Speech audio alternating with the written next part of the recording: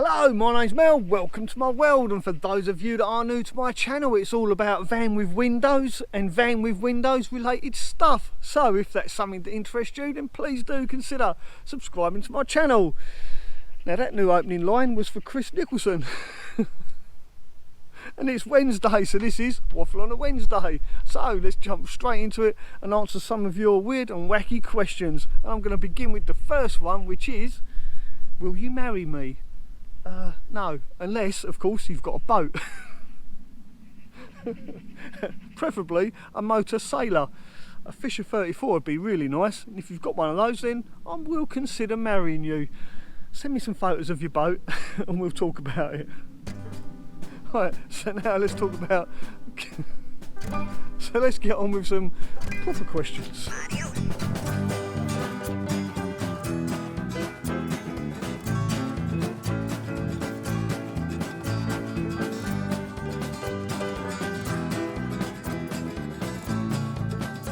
Fork in the Road Bex always comes up with some really good questions. Nice job, Mel. How's it been loving in the van? Not been a lot of loving in my van, I can assure you, Bex.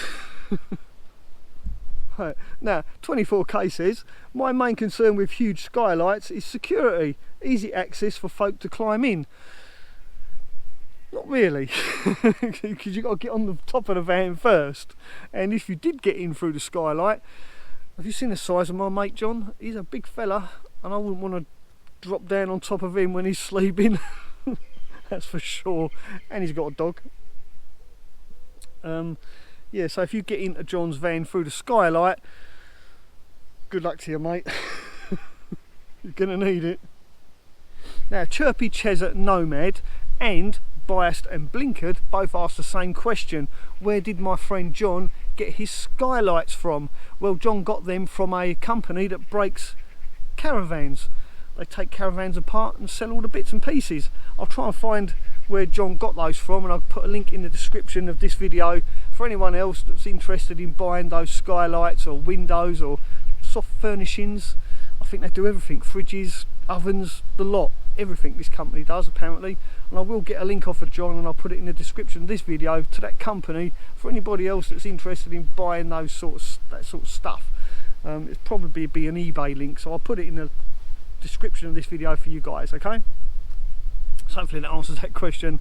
And I think Busted and Blinkered, they need some spare parts as well for their skylight. They've broken this skylight, so yeah, have a look, check the link out in the description of this video. Hopefully you'll find the parts you need.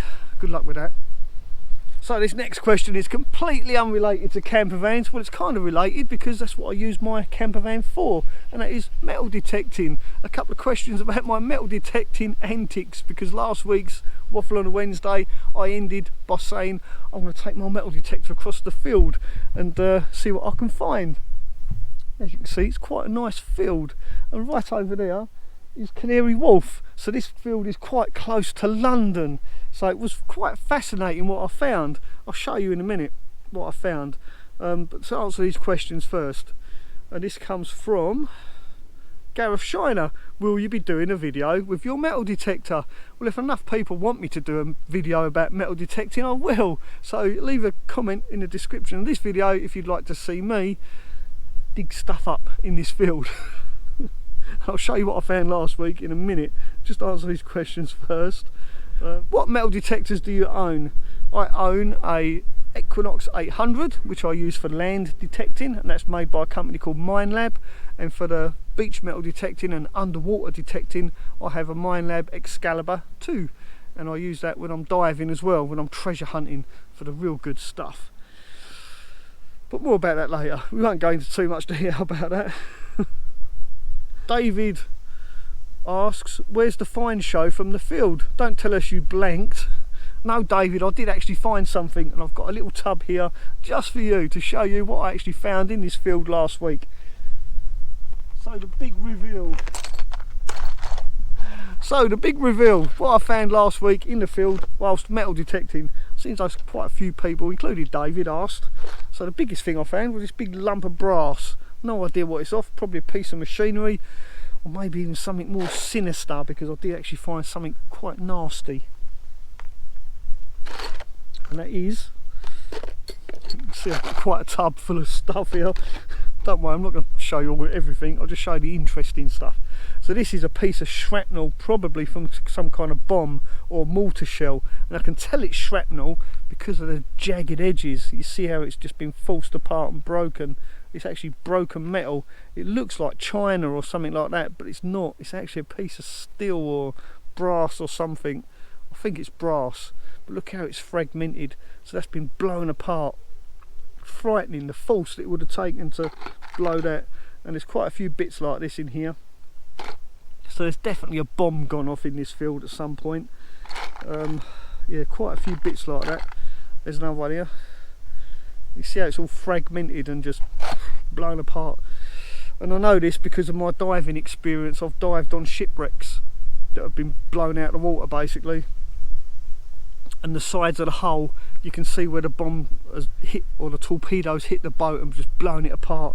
And that's what the edges look like. It's all jagged and just, yeah, it just looks like broken glass. I mean, actually it's metal.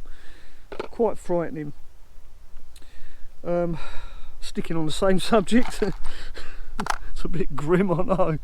Bullet shells, you see. So there's been a lot of action in this field in the past, and I found quite a few bullets as well. Don't worry, not live ones. These little tiny 2-2 bullets. These are probably from the farmer when he's hunting or something like that, because yeah, they're 2-2s. Some buckles, some kind of buckle. Some coins, not old coins though. Well, this is quite old. It's an old half-p. Don't see them about. A couple of euros, believe it or not. Which is a bit odd. Well, they're not euros, they're cents, 10 cents. Bottle tops, there's always a bottle top no matter where you go. You always find bottle tops and you always find ring pulls. And that leads me on to another question that I got asked about metal detecting, is what metal detector would I recommend for a beginner? Now, if you're new to the hobby of metal detecting, the worst thing you can do is go and buy a really cheap metal detector, because they don't have iron biased. And what I mean by that is, you'll be metal detecting and you'll be finding tent pegs, you'll be finding horseshoes. Well, I guess horseshoes aren't so bad, but all the junk basically, nails, rusty nails, all that sort of stuff. So if you are new to the hobby of metal detecting and you want to buy a metal detector, make sure you don't go too cheap.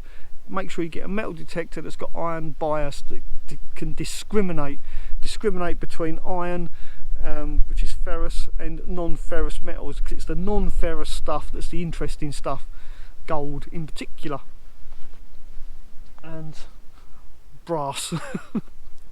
Yeah, so yeah, if you're new to the hobby of metal detecting and you want to buy a metal detector, make sure you get one that's got discrimination. Otherwise you'll get put off the hobby like immediately, because all you'll be digging up is rusty old nails, and you don't want to do that. You'll get fed up digging junk.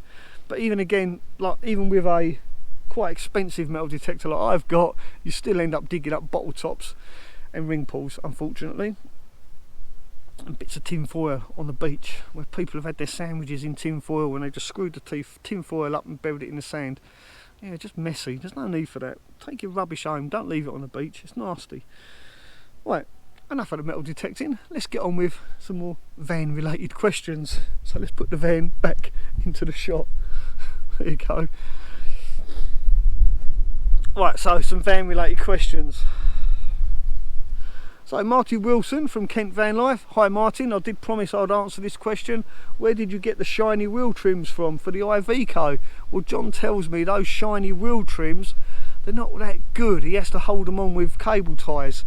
But I'll find out where he got them from, and I'll put a link in the description of this video for you, Martin. But be warned, you do need to put cable ties on them to hold them on. He said they kind of fly off when you go over rough terrain.